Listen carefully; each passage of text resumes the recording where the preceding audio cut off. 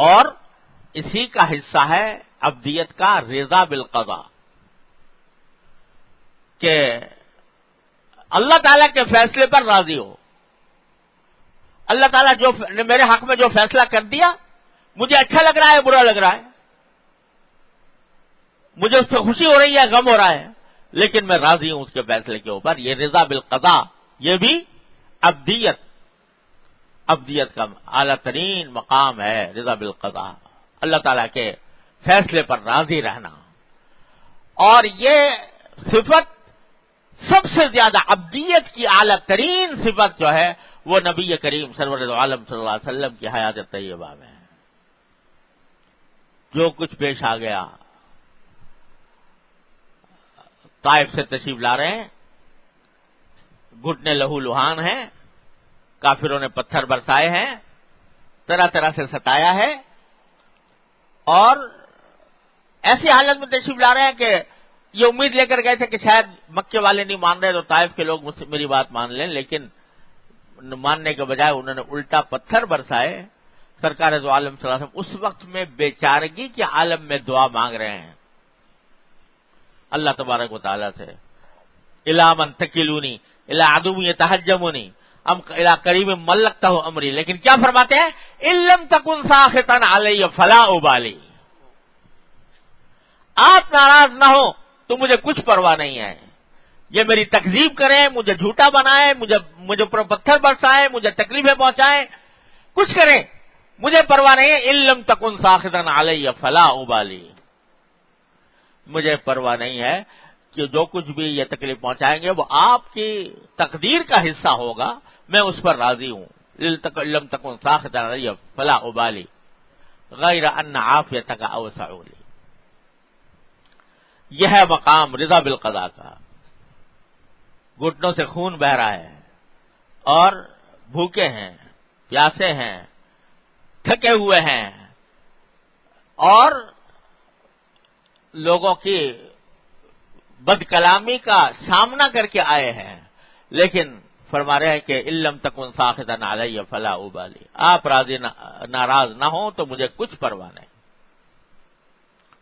سارا عالم گر خفا ہو، سارا عالم گر خفا ہو، ڈر نہ کر، پرواہ نہ کر، سب گوارا ہے مزاج یار گر برہم نہیں. مزاج یار سب گوارا ہے، مزاج یار گر برہم نہیں. علم تکن ساخطا علی فلا ابالی. تو یہ عبدیت کا یہ مقام جو اللہ تبارک و تعالی نے مقدر فرما دیا، اسی کو اپنے لیے خیر سمجھا اور اسی کو اپنے لیے خیر سمجھ کر اس پر راضی ہو گئے. اللہ اکبر کبیرہ. اللہ تعالیٰ نے اگر اچھا کھانا کھلایا تو اللہ کا دیا ہوا ہے، اس کا حکم ہے، اچھا کھا رہے ہیں، شکر ادا کر رہے ہیں. اس نے بھوکا رکھا، یہ اللہ کا حکم ہے، بھوکے ہیں، اس کے فیصلے پر راضی ہیں. میں نے اپنے والد ماجد قدس اللہ تعالی سرہ سے سنا، ایک بزرگ کا، غالباً حضرت ذوالنون مصری رحمۃ اللہ علیہ کا ذکر فرماتے تھے کہ وہ یہ فرماتے تھے لوگوں سے کہ اس کائنات میں کوئی بھی واقعہ میری مرضی کے خلاف نہیں ہوتا.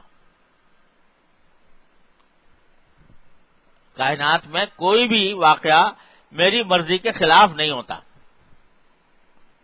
لوگوں نے کہا بھائی عجیب بات کر رہے، ایسا کون ہے دنیا میں کہ مرضی کے خلاف اس کے واقعہ میں پیش آتا ہو؟ یہ تو دنیا ہے، اس میں آدمی کے اچھے حالات بھی پیش آتے ہیں، برے حالات بھی پیش آتے ہیں، خوشی بھی ہوتی ہے، غم بھی ہوتا ہے، یہاں تک کہ انبیاء علیہ السلام کو بھی خوشی اور غم ہوتا تھا. تو یہ کیا آپ نے بات کہہ دی کہ اس کائنات میں کوئی کام میری مرضی کے خلاف نہیں ہوتا؟ تو فرمایا کہ اس لیے نہیں ہوتا کہ میں نے اپنی مرضی اللہ کی مرضی میں فنا کر دی ہے. یعنی جو اللہ تعالیٰ چاہتا ہے مجھے اسی میں خوشی ہے. وہ اگر مجھے بھوکا رکھنا چاہے میں اس میں خوش ہوں، وہ اگر مجھے کھلانا چاہے میں اس میں خوش ہوں، اچھا پہنائے اس میں خوش ہوں. غرض اپنی مرضی کو میں نے فنا کر دیا ہے اللہ جل جلالہ کی مشیت میں، تو اس واسطے جو کام ہو رہا ہے میری مرضی کے مطابق ہو رہا ہے. تو حضرت نبی کریم سرور دو عالم صلی اللہ علیہ وسلم عبدیت کے اعلیٰ ترین مقام پر تھے. اس واسطے اللہ تبارک و تعالی نے سب سے پہلی صفت نبی کریم سرور دو عالم صلی اللہ علیہ وسلم کی یہ بتائی کہ انت عبدی. کیا پیارا جملہ ہے، انت عبدی، تم میرے بندے ہو. اللہ تبارک و تعالیٰ جس کو فرما دے میرے بندے ہو، یعنی تم نے بندگی کا حق ادا کر دیا. اگر بندہ دیکھنا ہے تو اس بندے کو دیکھو، یہ میرا بندہ ہے.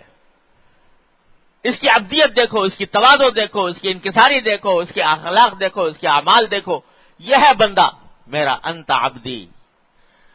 تو سکھا دیا ہمیں آپ کو یہ کہ جو چیز حاصل کرنی ہے وہ عبدیت ہے. میں کچھ نہیں، یہ میں کا جو لفظ ہے اور میں کا جو خناس ہے اس کو نکال کر یہ سمجھو کہ میں تو بندہ ہوں، میں اللہ کا بندہ ہوں. سرکار دو عالم صلی اللہ علیہ وسلم فرماتے ہیں کہ میں تو اس طرح کھاتا ہوں جیسے عبد کھاتا ہے. انما آکل کما یاکل العبد. متکبرانہ انداز نہیں، ٹھاٹ باٹ نہیں، متواضع انداز کے ساتھ میں کھاتا ہوں جیسے کہ بندہ کھاتا ہے، جیسے کہ غلام کھاتا ہے.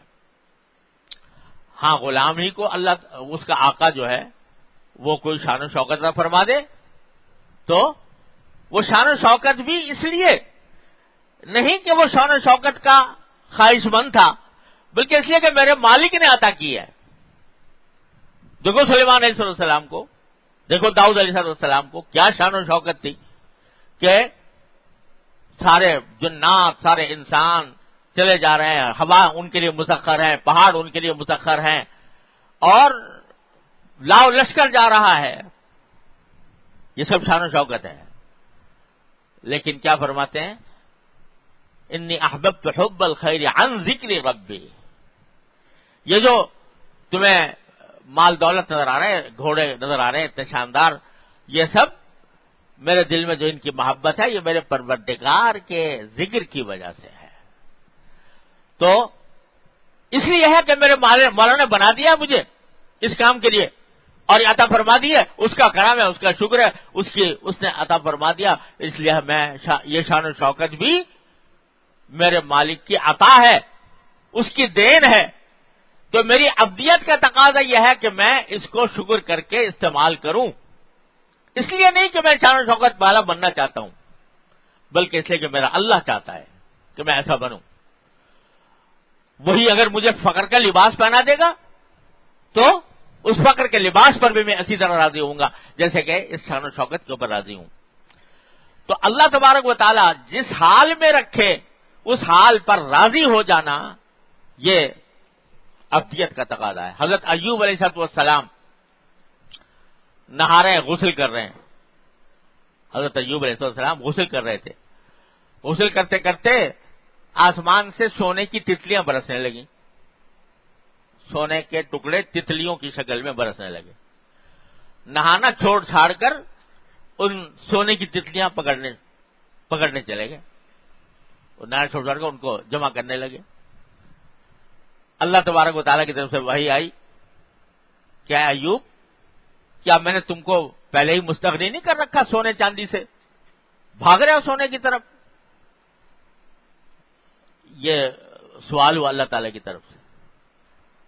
اس کا جواب دیا حضرت ایوب، اور در حقیقت یہی امتحان بھی تھا، نبی کا امتحان تھا یہ کہ آیا یہ کیا جواب دیتا ہے. تو جواب یہ دیا کہ لا غنم بھی یا رب لا غنم بھی عن برکتک. اے میرے پروردگار، میں آپ کی دی ہوئی برکت سے مستغنی نہیں ہو سکتا، بے نیاز نہیں ہو سکتا. یعنی جب آپ عطا فرما رہے ہیں بغیر مانگے دے رہے ہیں تو کیا میں بے نیازی برتوں کہ نہیں مجھے نہیں لینا یہ سونا؟ جب آپ دے رہے ہیں تو میری بندگی کا تقاضا یہ ہے کہ میں اس کا محتاج بن کر اس کو لوں، اس لیے میں آگے بڑھ رہا ہوں. یہی آزمائش تھی، اور آزمائش میں پورے اترے ایوب علیہ السلام. وہ سونے کو سونے کی وجہ سے نہیں، ہمارے اوپر سونا برسنے لگے تو ہم تو سونا اس لیے پکڑیں گے اور اس کی طرف اس لیے بھاگیں گے کہ اس کو بیچیں گے، اس سے پیسے حاصل ہوں گے، اس سے فلاں مفادات اپنے پوری کریں گے، فلاں مزے اڑائیں گے، اس طرف دھیان جاتا ہے. ان کا دھیان اس طرف نہیں تھا، ان کا دھیان سونے کی طرف نہیں تھا، دینے والے ہاتھ کی طرف تھا کہ کون دے رہا ہے. اب وہ دینے والا جب مجھے دے رہا ہے تو اب اس سے استغنا برتنا اور بے نیازی اختیار کرنا یہ عبدیت کی شان کے خلاف ہے. عبدیت کا تقاضا یہ ہے کہ محتاج بن کر لے، اللہ تبارک و تعالیٰ کی عطا کو محتاج بن کر لے، اس لیے لے کہ میرے مالک کی دین ہے، وہ دے رہا ہے مجھے. وہاں پر بے نیازی برتنا یہ کوئی عبدیت کا مظاہرہ نہیں ہوگا. میں نے وہاں یہی ہے کہ دو محتاج بن کر آگے پکڑے. حضرت ایوب علیہ السلام نے یہ کر کے دکھایا.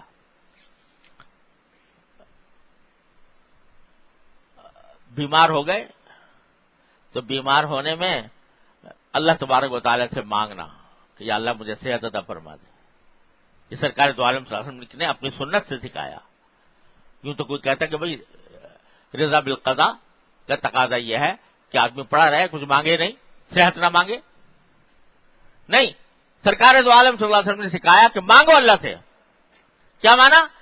کہ جب اللہ تبارک و تعالیٰ تمہیں اس حالت میں لائے ہیں تو اسی لیے لائے ہیں کہ اس کی طرف رجوع کرو، اس طرف رجوع کرو، اس سے مانگو.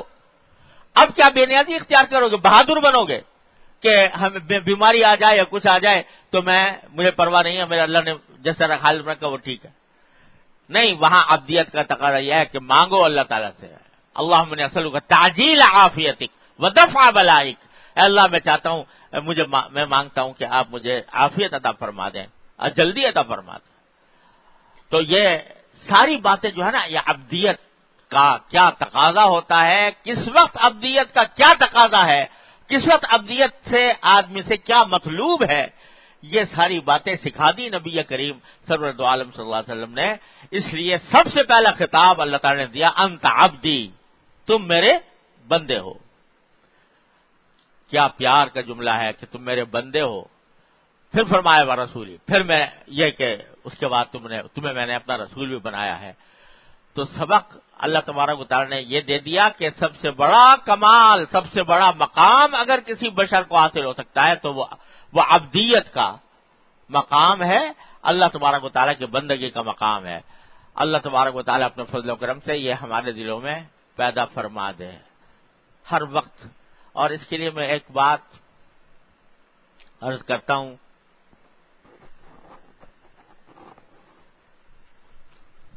ایک انسان جو ہے ہر وقت کچھ نہ کچھ سوچتا رہتا ہے. کوئی وقت بھی انسان کا سوچ سے خالی نہیں ہوتا، کچھ نہ کچھ سوچتا رہتا ہے. اور اگر دیکھو تو انسان کا نفس جو ہے وہ اندر کچھ نہ کچھ بولتا رہتا ہے. وہ سوچ جو ہے وہ نفس کا کلام ہے. حدیث النفس کہا جاتا ہے اسی وجہ سے. حدیث النفس یعنی نفس کی باتیں. تو اس میں اگر عادت ڈال دی جائے مشق کر کے تو الحمدللہ عادت پڑ جاتی ہے. وہ یہ کہ یہ جملہ اپنا تکیہ کلام، نفس کا تکیہ کلام بنا لے. اے اللہ میں آپ کا بندہ ہوں، آپ میرے رب ہیں. اے اللہ میں آپ کا بندہ ہوں، آپ میرے رب ہیں. اے اللہ میں آپ کا بندہ ہوں، آپ میرے رب ہیں. یہ جملہ دل کے اندر، دل ہی دل میں کہنے کی عادت ڈالیں اور اپنے حدیث النفس کا یہ تکیہ کلام بنا لے. اے اللہ میں آپ کا بندہ ہوں، آپ میرے رب ہیں. اے اللہ میں آپ کا بندہ ہوں، آپ میرے رب ہیں. یہ کثرت سے اس کا تکرار دل میں کرتے رہیں یہاں تک کہ جب دل اس کا عادی بن جائے گا تو ہر وقت دل کے اندر یہ کلمہ موجود رہے گا انشاءاللہ. عادت ڈال کر مشق کر کے دیکھ لیں اس کی. اور جب یہ موجود رہے گا تو بڑا عجیب یہ وہ عبدیت کا جو احساس ہے وہ انشاءاللہ اس طرح دل میں راسخ اور پختہ ہوتے چلا جائے گا. اے اللہ میں آپ کا بندہ ہوں، آپ میرے رب ہیں. اے اللہ میں آپ کا بندہ ہوں، آپ میرے رب ہیں، میرے پروردگار ہیں. یہ جملہ کہتے رہو کہتے رہو کہتے رہو، اتنا کہو کہ خود بخود دل سے نکلتا رہے. فلاسفہ یہ کہتے ہیں کہ نفس جو ہے ایک وقت میں دو چیزوں کی طرف متوجہ نہیں ہوتا. النفس لا توجہ الی شیئین فی وقت واحد. لیکن غلط بات ہے یہ بات صحیح نہیں ہے. حقیقت میں متوجہ ہو جاتا ہے دو چیزوں کی طرف. اور یہ جو ذکر قلبی ہے یہ دوسرے کاموں کے ساتھ اس طرح جاری رہ سکتا ہے کہ توجہ ادھر بھی اور ادھر بھی ہے، اور اس کا راستہ یہی مشق ہے. تو یہ میں آپ کو بتا رہا ہوں، اللہ تعالیٰ مجھے بھی توفیق عطا فرمائے کہ یہ جب آدمی تکرار کرتا رہتا ہے تو وہ چیز انسان کے خیالات اور حدیث النفس کا ایک لازمی حصہ بن جاتی ہے. اور جب یہ بن جاتی ہے تو انشاءاللہ عبدیت کے مقام تک پہنچنے میں مدد ملتی ہے، اپنی عبدیت کا احساس دل میں جاگزین کرنے میں مدد ملتی ہے. اللہ تبارک و تعالیٰ اپنے فضل و کرم سے، اپنی رحمت سے مجھے بھی اس کی توفیق عطا فرمائے، آپ کو بھی توفیق عطا فرمائے. صحیح معنی میں اللہ تعالیٰ اپنا بندہ بنا لے.